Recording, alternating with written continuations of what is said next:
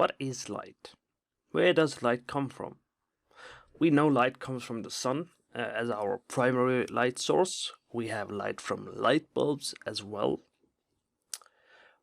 We know that sunlight is in fact white, and we know light is connected to color. So even though in a beautiful day you might see all kind of colors, right? The yellow, the blue. In some days it's just blue and bright white. Other days it's yellow sun and orange, red environment, sky, clouds. That's because what we see in the visible spectrum with our eyes is red, orange, yellow, green, blue, indigo, and violet. Red, green, blue is what our eyes see the strongest. So in a more technical term, this is part of the electromagnetic spectrum. So all of these beams and rays, or wavelength as they call it, these are visible to our eyes. So you've probably heard of radio waves, ultraviolet, infrared, gamma rays, you know. If you listen to a radio or even your mobile phone, doesn't matter. You don't see waves, you don't see the colors, you don't see what's going on around you, but they exist nonetheless, they are there. So, unless we use certain technologies, we don't really see X-ray, right? You can see through the bones. Infrared, you can see through the walls, and you can see people, heat wave signals, all of this. We have some technologies that allows us to see this kind of wavelengths. So, but to us, what we can see with our human eye without technology is the visible light, right? Red, orange, yellow, green, blue, indigo, and violet. These are the same colors which are in rainbow colors, but together they make the color white. That means red, green, blue are the primary colors. Red, green, blue are the primary colors in what we call additive colors, which is what we use. When you combine these three, you can see it creates yellow, cyan, and violet or indigo. If I take away one, I lose white. In the same way, that is how the environment works.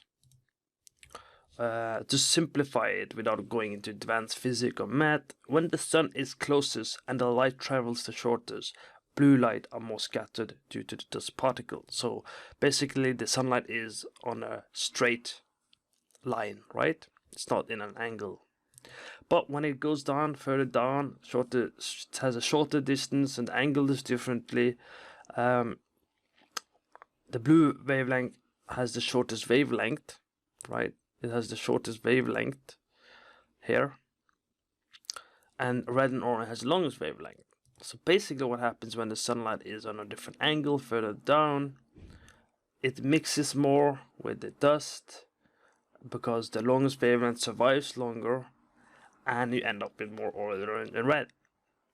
Keep in mind this is a very simplified explanation, just to give you an idea of how light works.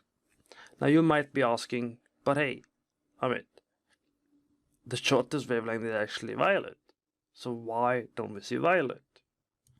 Well, that's because, as I said, the cones, the color receptors or cones or retina in our eyes, they pick up red, blue, and green the most. So we're actually quite bad at noticing violet in general.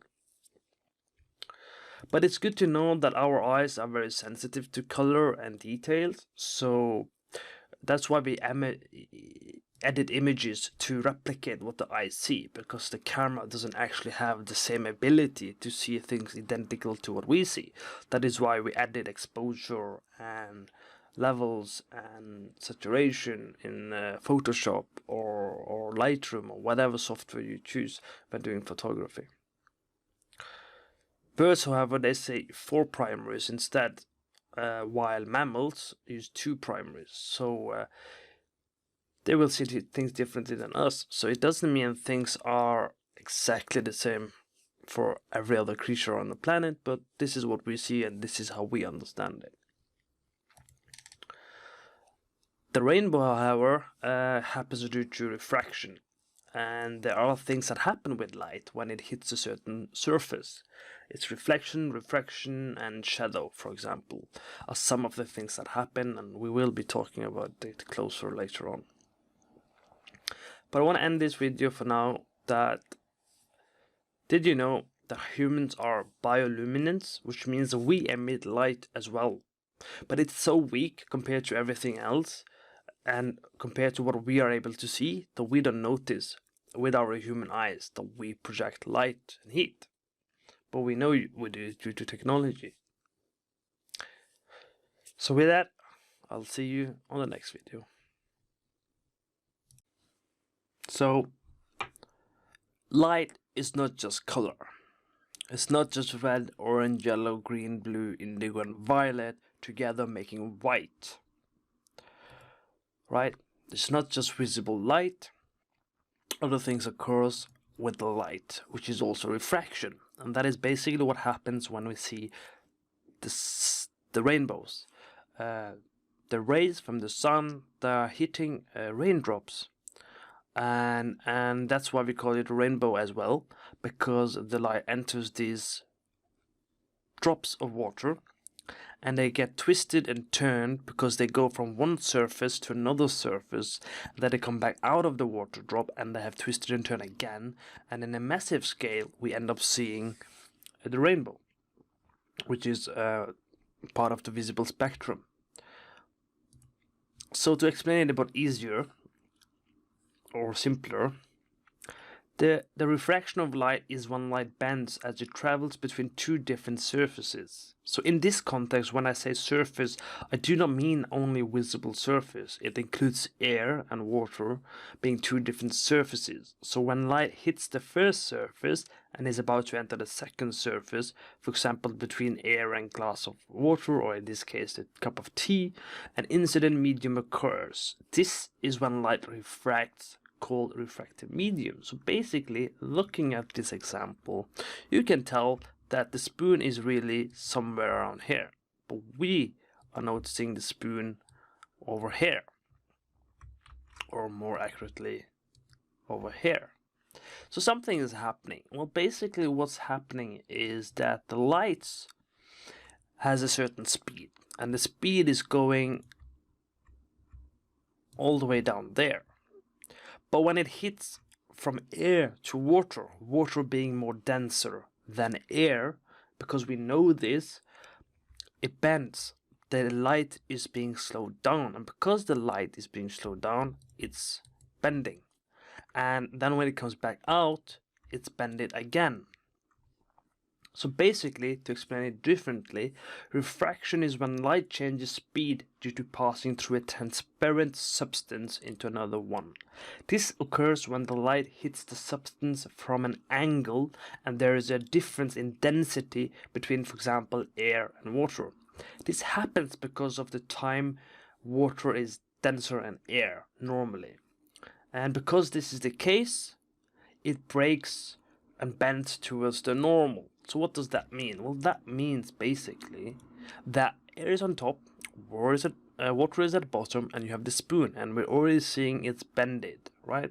So imagine we are somewhere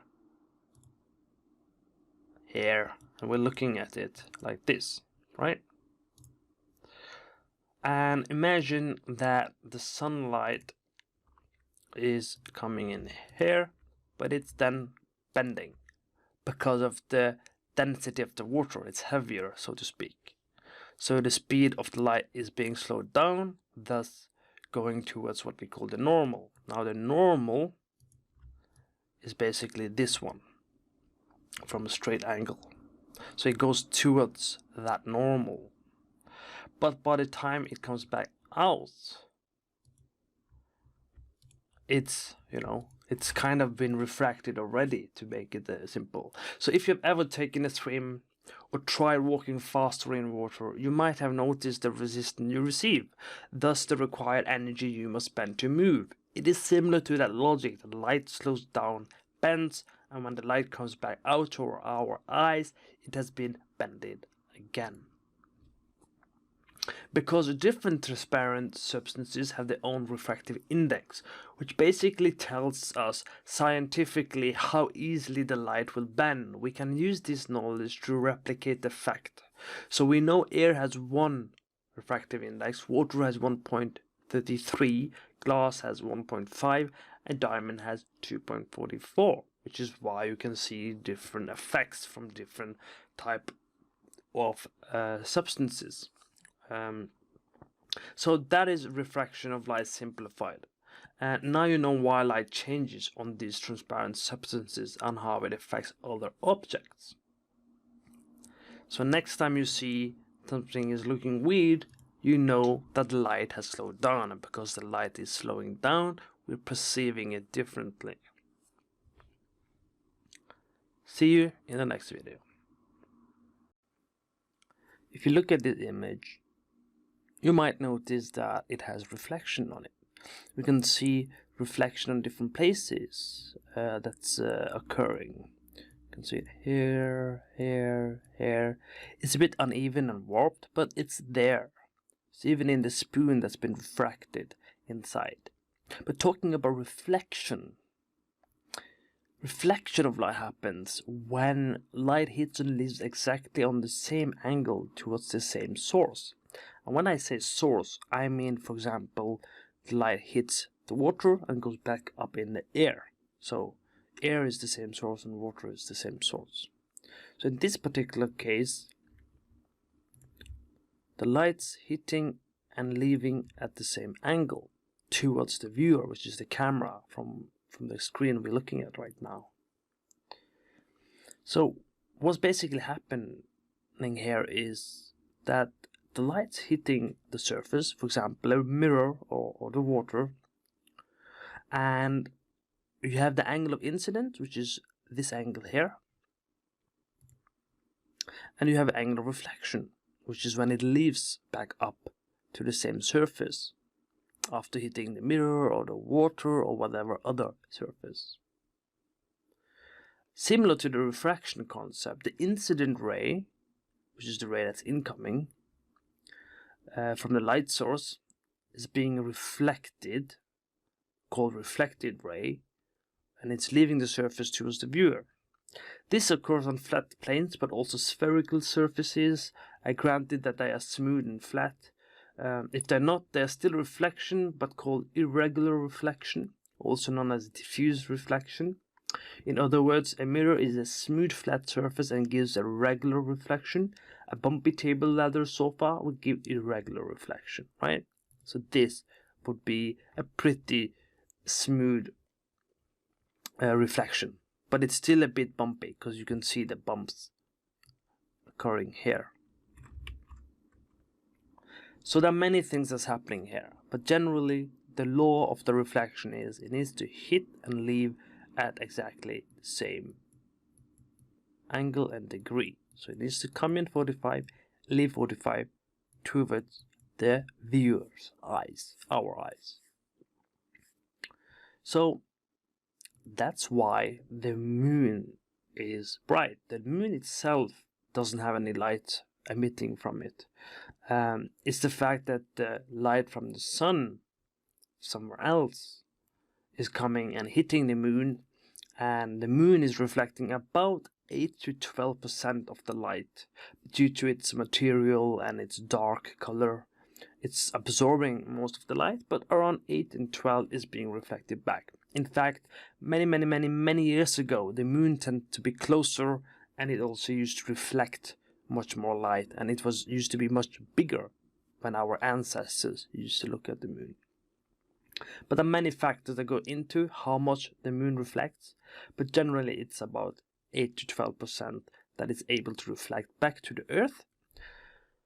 And that is why you don't see a completely dark shadows. I mean, technically, if you look here and you look here, you can generally see the shape and the color of your surroundings.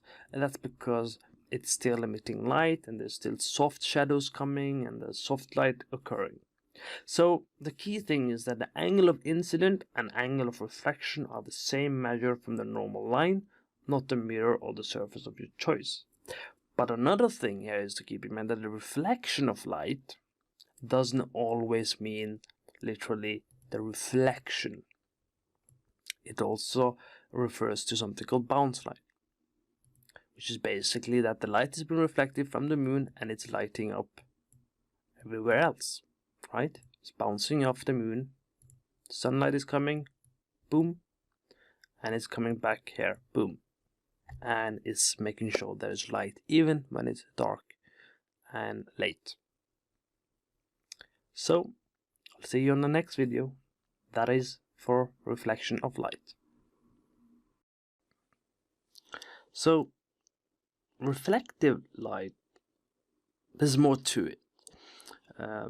It's not just pure reflection, as I mentioned, from mirror or the water. As I kind of hinted, that when the light hits the moon, it's reflecting 8 to 12% of the light from the sunlight that hits the moon back to the earth, and that is why we have still some kind of light during the night. But another way of thinking of it is bounce light, as we call it. When we do our lighting, we think about how do we add bounce light or fake light or adjust something so the light bounces correctly. So with that I mean is reflected light, or bounce light in this case, as I'm talking about, is basically light coming into a scene, right? There's light coming from different sources, and you can see that it's being reflected, as previously discussed. It's being reflected here, here, here, and here, right? But what you'll also notice is the fact that there are hotspots. See the lights, there's some bright spot coming here, there is a bright spot here, and it's all connected to the material, of course, as well. There's a bright spot over there, there's a bright spot over there. You can see there's light everywhere. Despite the light coming from these angles, this whole place is well lit. Basically what happened is lights bouncing around. Because if you take a look at this example, we can see that there's some strong light going on. It's coming from a specific direction. There's more than one, right? There's a light coming in here, and that's because we can see the reflection, but you can also see there is bright spots here. You can also see there is a light here. Of course you can see the light here, you can see the light here, you can see the light here. But you'll notice that the reflection is also here, right? You can see that the color of these materials are being reflected on the ground. You can even see that the color is coming over here. And that's basically, that fact is it's bouncing around. It's not actually just hitting and that's all.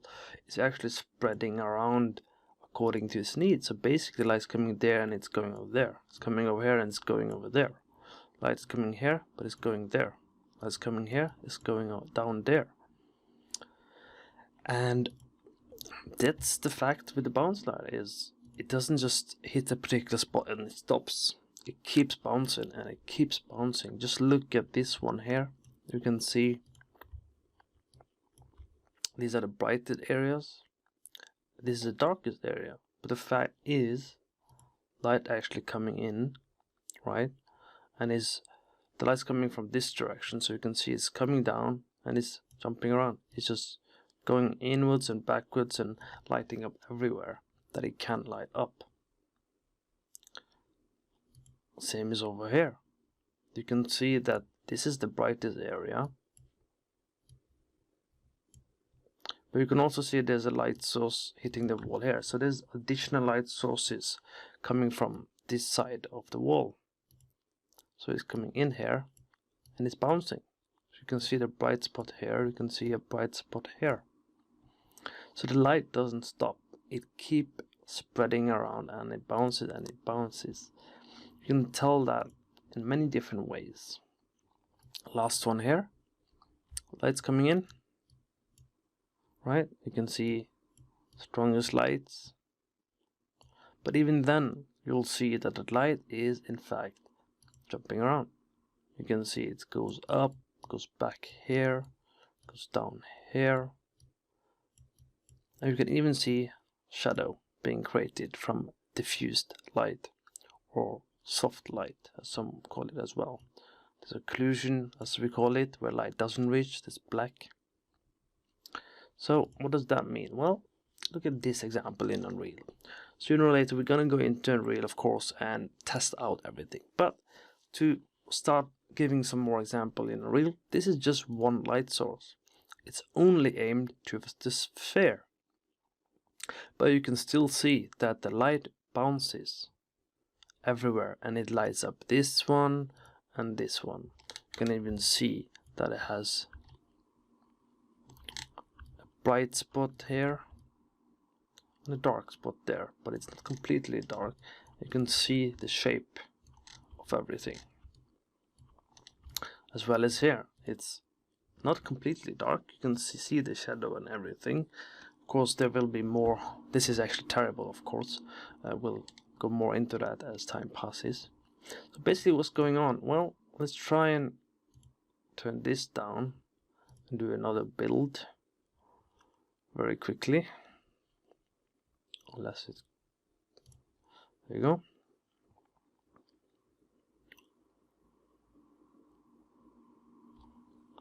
It's building light, and it should be darker now, because I'm telling that I want less bounce light to spread around this room that I have made.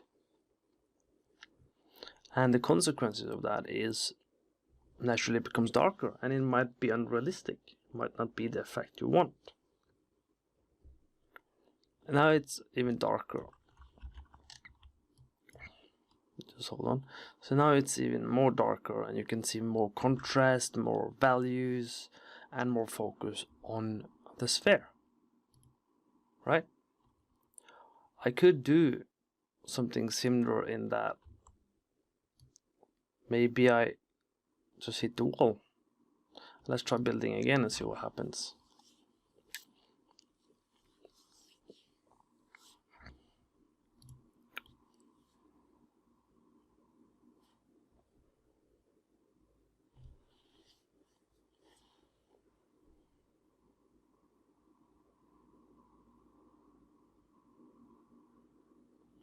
This video is obviously a bit longer, as you might have noticed, and that's on purpose, because this is very important to understand. That light bounces. It doesn't just hit something, it bounces and it spreads and it catches the color of the surrounding.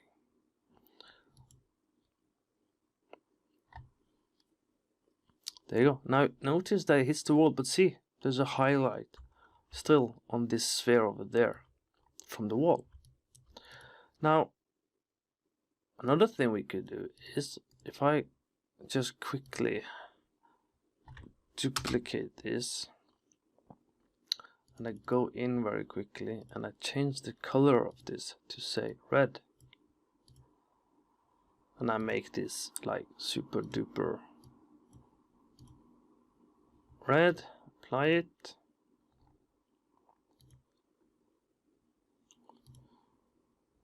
save, right? And I just do annul it very quickly, because I want to make sure that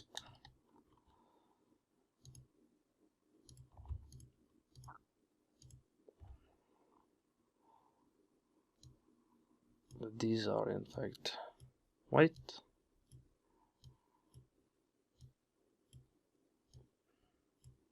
Right? And only this wall is red. So I'm gonna build again. And I'm building because I'm using something called static lighting. So there's only one wall that's colored, has the red material, and it's all fully valued and saturated, meaning it's the brightest of the red that I can do. And now it's calculating with the color in mind. You can see it's replacing the old one we have.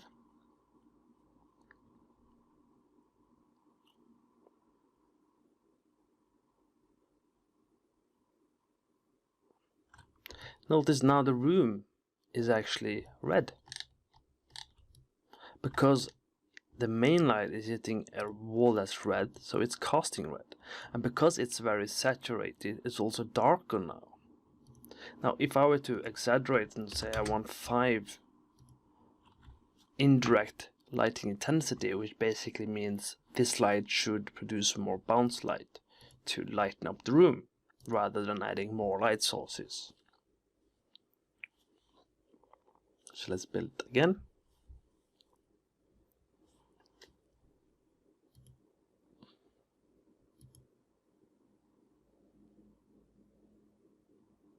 What should happen is the room becomes even more brighter.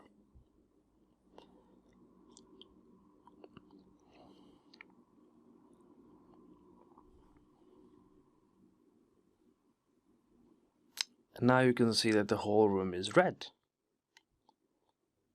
But the fact is, that's not true.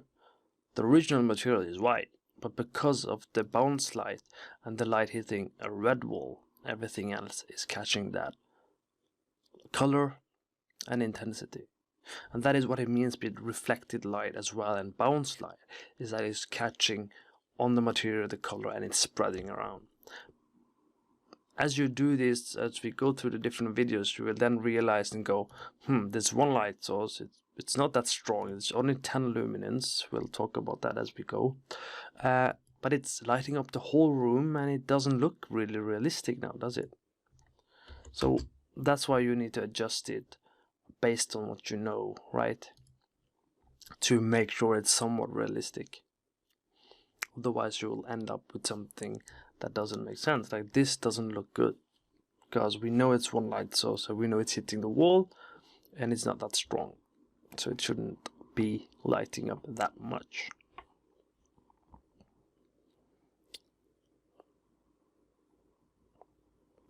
So that's basically what I mean with bounce lighting. So keep that in mind when you do your lighting, or if you have previously done lighting, is if it doesn't look good, it's probably something to do with the fact that the light isn't covering the area it should cover, first of all. Like this is typically how it would have looked from a lot of people when they do lighting. But you'll see a hint of shape if you get closer, right? And suddenly you have a story. So that is it. So we'll see you on the next video. Soft light is another characteristic when it comes to light. That is quite useful to understand, because when you do your lighting in whatever software, really, in our case it's Unreal Engine, you have to be able to understand your reference images and figure out what type of light you're trying to replicate in your software. And one of those things is soft light. And soft light is really can be identified by looking at the shadow. So for example, you can see here it's a soft shadow. Here is a soft shadow, and here is a soft shadow. And generally there's a lot of soft shadow everywhere here. And the reason for that is soft shadow, you can think of it, often it's a large light source that covers a large area, and the rays that are coming from the light source, they are bouncing and spreading and intersecting with each other, and that ends up creating a bit softer shadow rather than a very dark shadow. So an example for that is this image here. You have the light sources on top. They aren't very big, but they can come into the category of area lights. You have light sources in the background as well. Tube light, also considered type of area light in some cases. It can also be identified by the highlight. The highlight tends to be softer and larger. These spots you can see everywhere. You can also see it's covering a lot of area, right? But you can also see the shadows coming. They are fairly dark, but they aren't completely dark. They have the color of the material and they are very diffused. Tube lights are also considered some sort of a light source. They're a bit bigger and the distance is a little bit, so that's also why you'll have sort of a blurred kind of shadows coming from the light source. In some areas, depending on the distance, it will also sometimes be hard shadows, which is also hard light. Here as well you can see that you have many light sources in this image, and you can see the shadows are almost not visible. It's more of a reflection than there are shadows everywhere. That's because of the amount of lights, even though they are spotlights. But you can also see these lights have a filter in front, which basically creates diffuse light, which is not the same as soft light.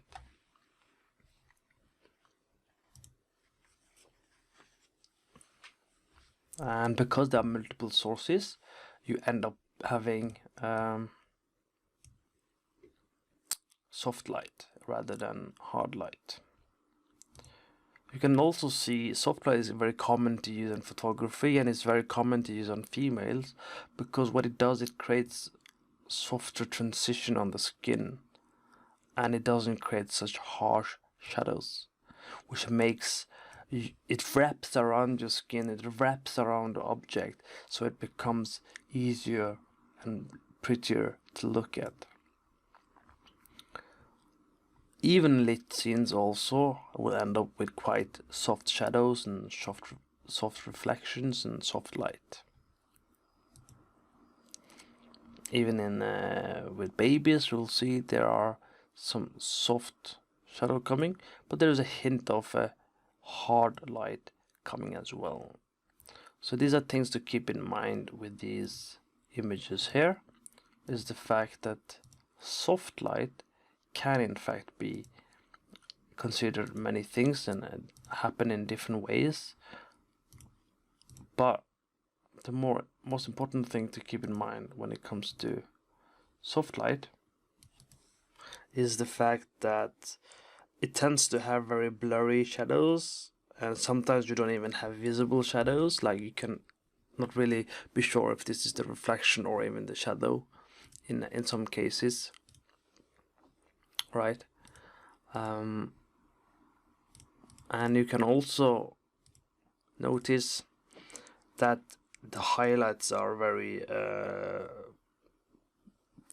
not as strong, and in some cases there are no highlights, right? It's very dull highlights, it's very difficult to find them.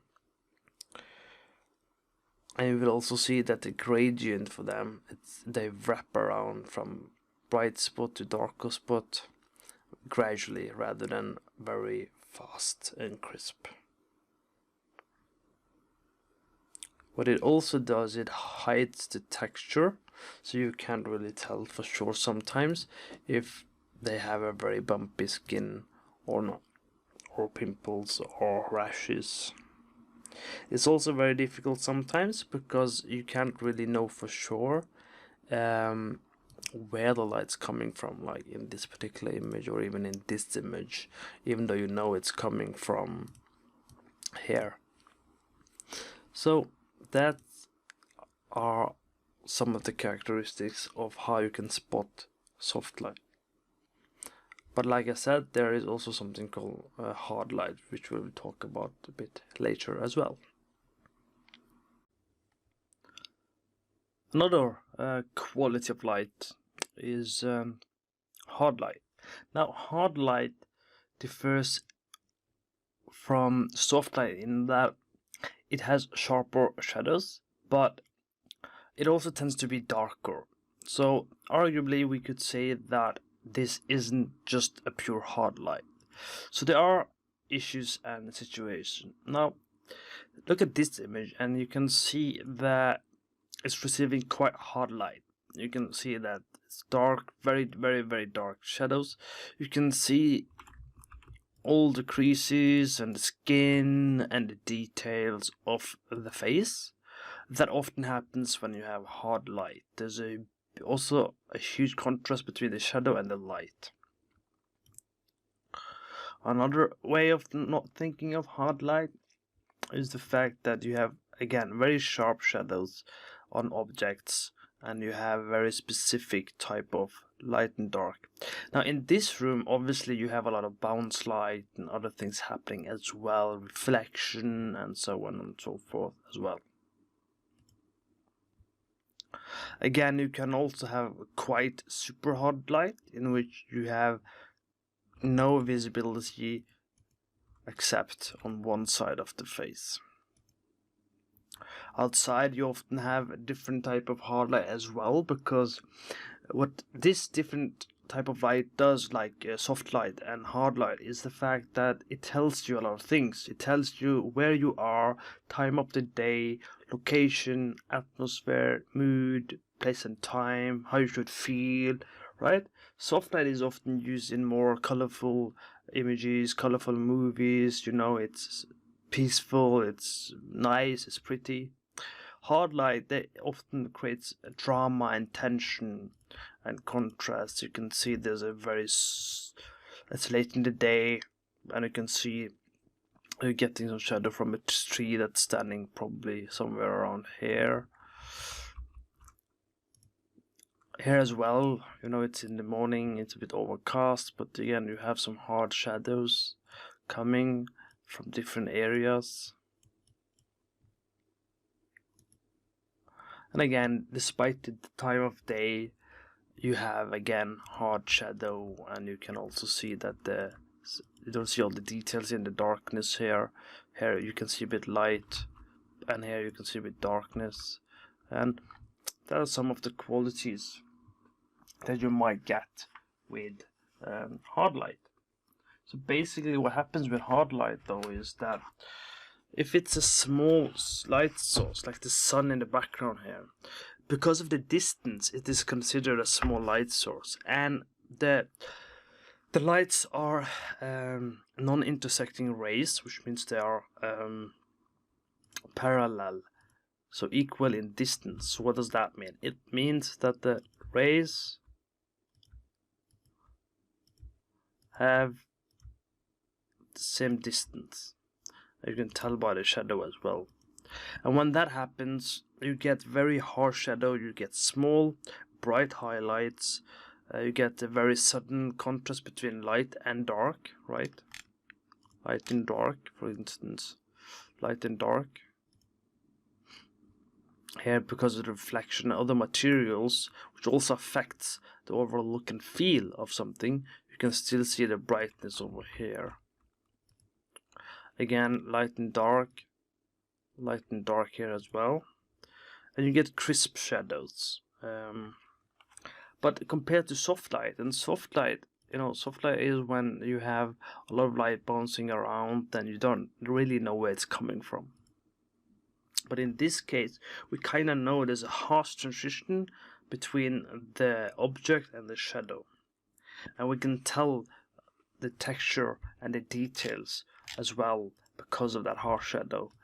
You can see here, we can see the texture and the materials quite clearly. So hard light in life comes from very small lights, such as the spotlights, or very far away lights, right? So you have all different types of light that will create a type of hard light. So point light, spotlight, directional light, tiny area lights are typical lights that we will use in digital context to create all these hard light and soft light qualities. So again, compared to soft light, Soft light has a very soft transition and it wraps around the object so you can see everything clearly, right? So here you can't see everything clearly. Even here you can see there's bounce light. It doesn't mean that it's not a hard light, right? There's a difference between a diffuse light, soft light, and hard light. Here, this is a hard light coming, but it's diffuse light from these that is jumping around the whole scene and creating light everywhere. So that's it about hard light, or also sometimes called hard shadow. Now, hard light, soft light, diffuse light, all of these cast shadow, more or less. But what about shadow itself? The interesting thing with the shadow, as I've said previously, it depends really on if it's a hard light, if it's a soft light, if it's diffuse light. But shadow itself is the absence of light, right? When a light hits an object, right? It's hitting an object, and then it's casting a shadow. That's essentially what shadow does. It creates a shadow shape based on the object. It also means that the light rays are hitting and traveling in a straight line. That's why it's casting a shadow, or a clear shadow. That means if the surface is somewhat solid, it should cast a shadow. If a surface has a hole in it, then light passes through it and it will cast a shadow of the object that has the hole, right? And any object hit by the light through the hole. So in this case you can see that there's a light coming through this window, which is a hole or a doorway, it's a window, and it's hitting this object, and that in return is casting the shadow. Shadow itself though doesn't have a speed. Shadow doesn't actually exist in itself. Shadow is lack of light. In other words, when a shadow moves, the shadow itself isn't moving. The light is simply filling in the area that had shadow. If you happen to move an object over a light source that is creating the shadow, it's not the shadow that's the moving. It's the light and the object, one or the other, that is moving, thus creating the shadow. In other words, during night on Earth, it is just a lack of shadow. But since we have the moon reflecting light, we don't get complete darkness. That means even though there is absence of light, there is still some light entering the shadow, thus creating color in the shadow. If there was no light, there would be no color, right? Because light is made of color, and it reflects, so on and so forth. So light can tell many things. It can tell the shape of the object. It can tell if it's translucent or transparent, right? And you can then, based on that, guess the object as well, and the color, and the direction of the light, right? If the light was coming, the light's essentially coming from this direction,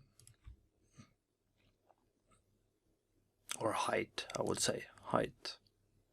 If light was coming from above, the shadow would be over here somewhere instead, right? If the shadow is everywhere and it's hard to tell where the shadow is, that means first of all that the light probably is coming from here. You can tell that based on the hotspots here, here and here, but also you can see that it's this very soft light, so there's soft shadows. They are blurred, they aren't very harsh and clear. That tells me that somewhere here there is maybe a curtain that's blocking and softening up the light to create soft diffused light. Thus you get the soft shadows. Here you can see this photograph. This child is getting almost no shadow. It's very diffused. You can notice it. You can see that there is a soft shadow here, it's soft shadow here, it's a soft shadow here. That tells me, first of all, this highlight over here, which is very spread out, tells me the light is coming from this direction.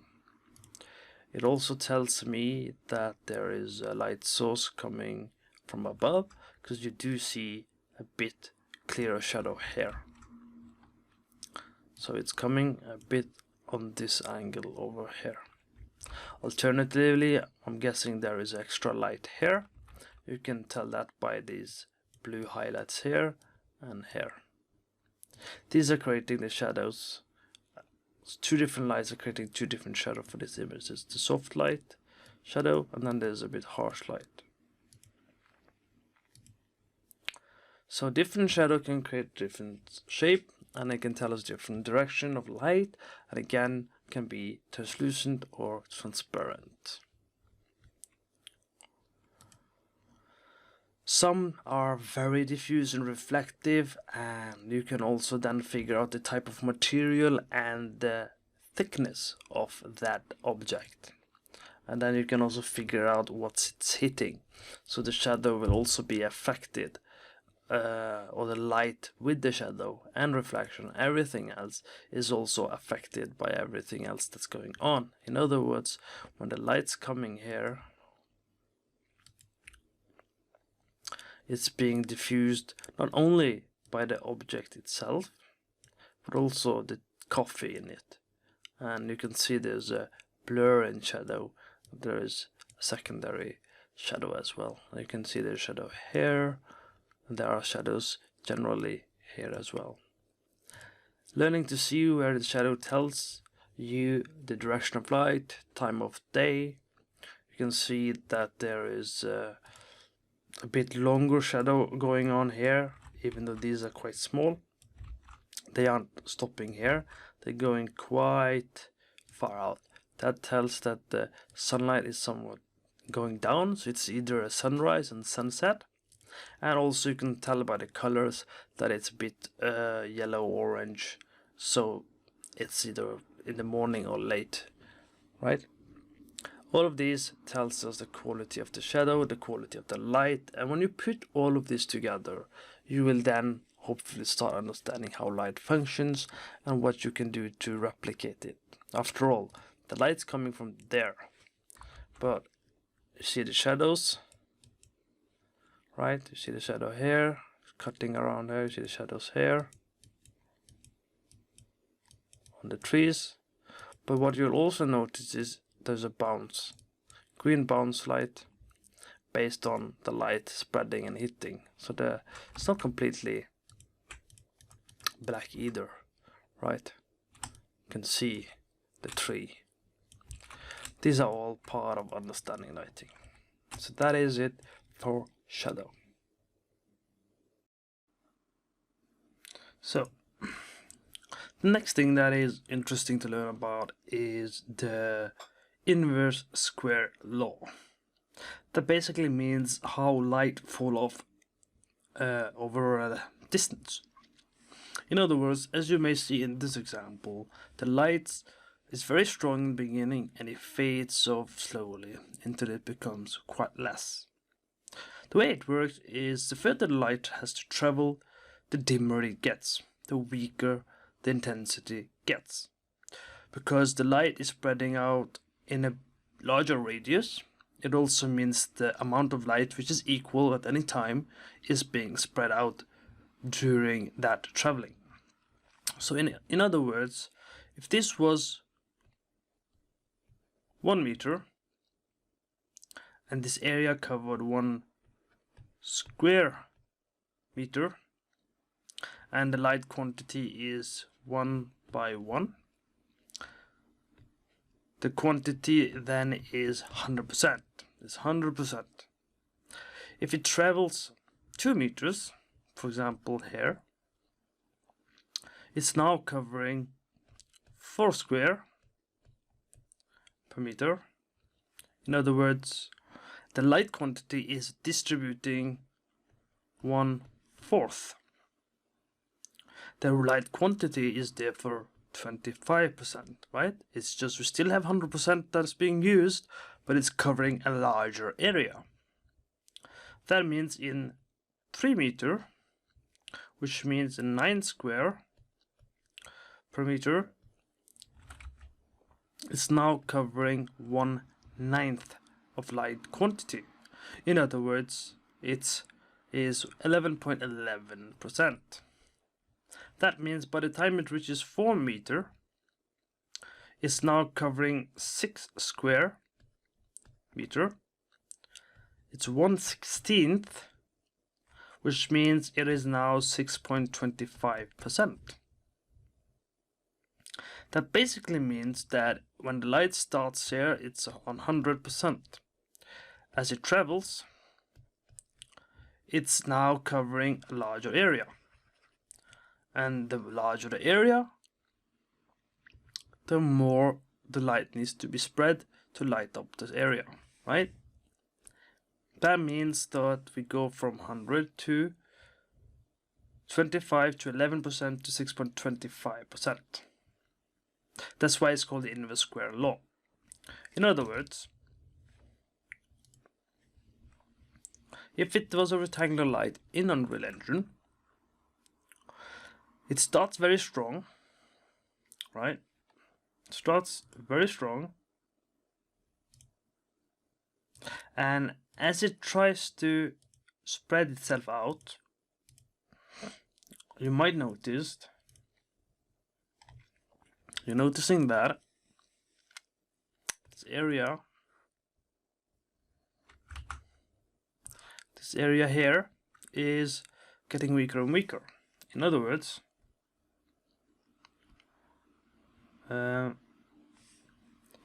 it's spreading, but it starts strongly, but it has to cover more area.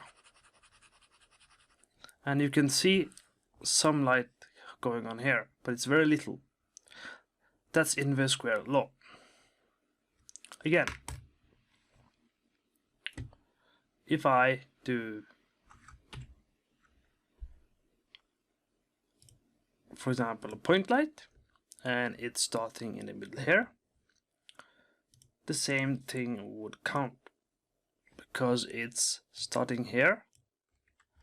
You see the strong point here in the middle, but you can also see that over a period of time, the intensity of the light source is less. You can see a hot spot here, you can see it's less here, and even less here.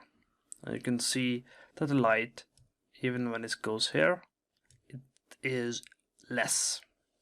And it's the same concept as explained here, in that as you are traveling a longer distance, the light is then distributed throughout the surface. And it doesn't matter, you can also have the spotlight, and you will see again that as the light hits all these spheres, it's still gonna end up weaker. Of course, in this case, if you want something to be even more drastic and intensified, you can move the light forward, or you can move it backwards, or you can move it backwards and increase the intensity, and then the tenuous radius, and you would get a different effect. But still, you will notice it's following the inverse square law. In other words, if I turn it off in Unreal Engine, you would end up with this. And if I increase the attenuation, you see the light is equal. There's no strong areas, there's no weak areas, they have equal value. And if it's equal value, you might have guessed there is no shape, right? There's no shape. It's flat.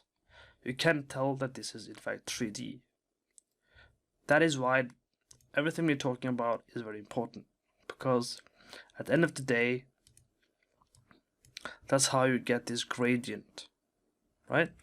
That's how you get this gradient effect to tell the story with your light and you adjust it accordingly so you can get some kind of shape to it. And that is basically what inverse square law is. It is distance of the light, and the further the light has to travel, the less intensity it gets. It's very important. So that's it for this video. By now you're probably itching to try some of these things out. That is why we will explain the first lighting setup you should practice and learn. The 3-point lighting setup. In its simplest term, the 3-point lighting uses 3 lights.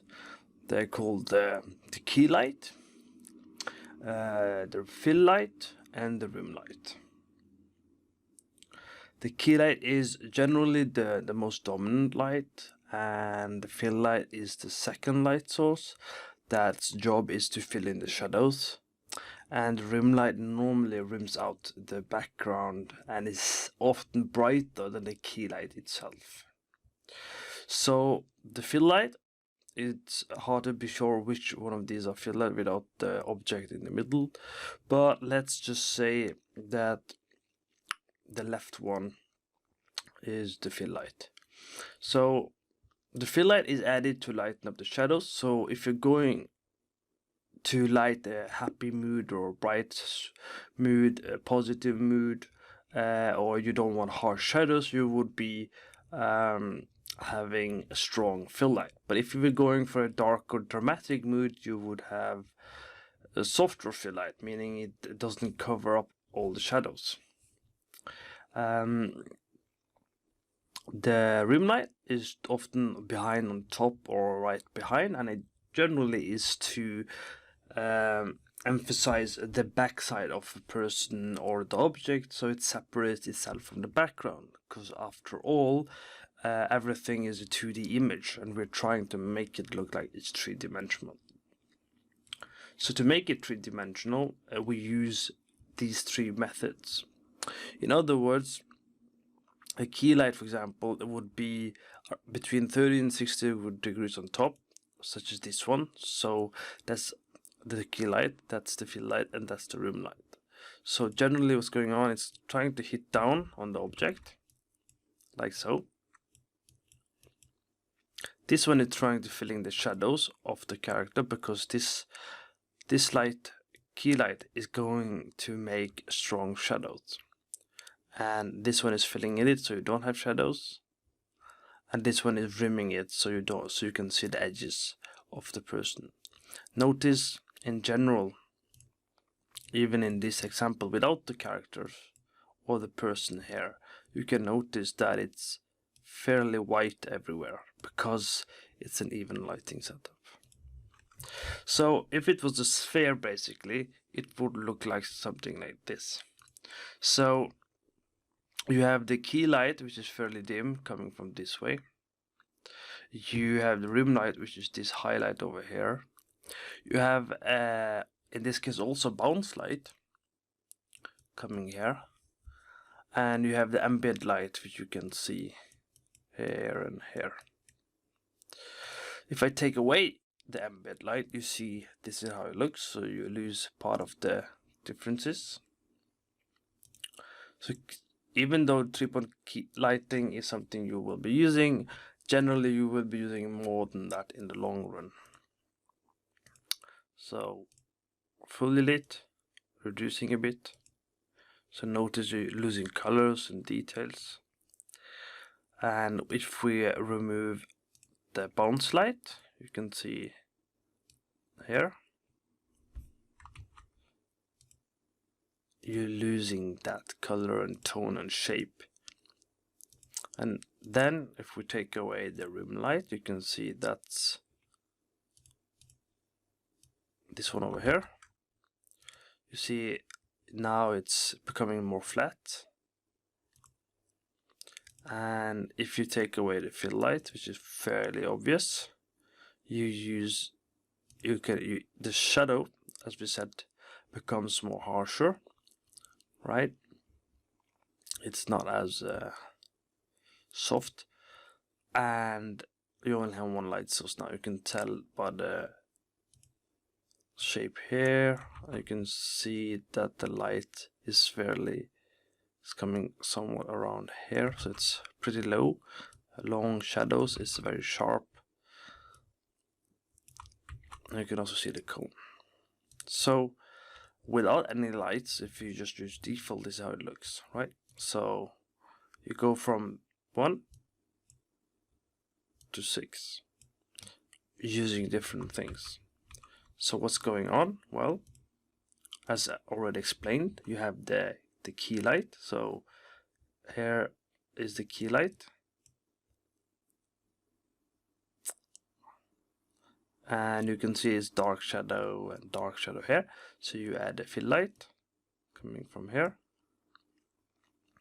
and then you might realize, okay, you need to make it pop from the black background. So you add the rim light over here, and you might realize, okay, it's need more color and shapes. So you add a bounce light. Let's say it was on a grass or something, and then you might decide we need more environment and ambient, so you add that as well to lit more of the areas. And now you can also see that there is a background and a horizon, so you end up with fairly different mood and tone as well. You can have this one which was fairly semi-realistic, and this one is oversaturated, and you can see by again the highlights as mentioned before, right? And you can see the shadow is slowly coming over here. See the rim light here. Then you can see the cast shadow itself is coming over here, and there's a bounce light coming this way. Here's another one. It's more darker, it's dimmer, you know, maybe it's late on the day or night or afternoon, right? But you still have, you can see that the spotlight source, you can see the difference, right? It's over there, but it has a big highlight as well compared to this one. This has a different color and tone. And you can see that it has a different mood.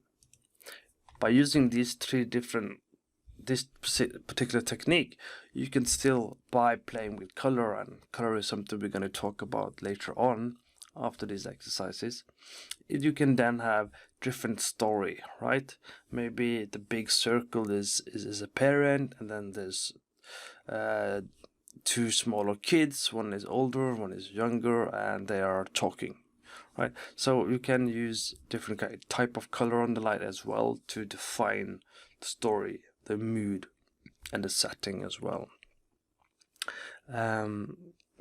So that's it for 3-point lighting.